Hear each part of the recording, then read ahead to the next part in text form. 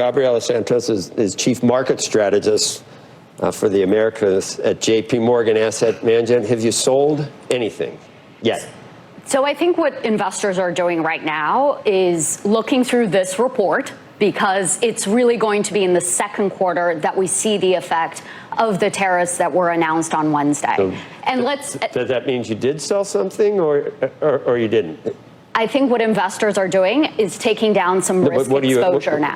Are you recommending that? We do think it is prudent to take down some risk exposure. So, for example, for an investor that perhaps had gotten very overweight equities, it would be the moment to be more neutral equities.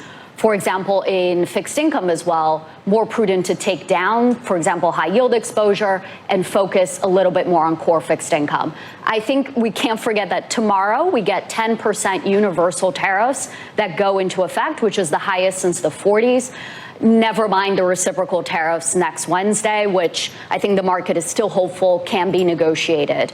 But I think the market looks ahead. It's pricing in a shallow recession, and it's pricing in a lot more uncertainty around the path of earnings in the short term, and then eventually in the medium term that needs to be priced in. It's not the end of the world. There will be an opportunity. It's just that it wasn't priced in yet. I'm just wondering, for people that love the NASDAQ, would you be selling the NASDAQ here, or would you be buying the NASDAQ here? We would be focusing outside of the NASDAQ, because the NASDAQ, to an extreme, has a heavy exposure to exactly Magnificent Seven companies, which are coming down on AI, as well as the tariffs given their revenue and supplier exposure.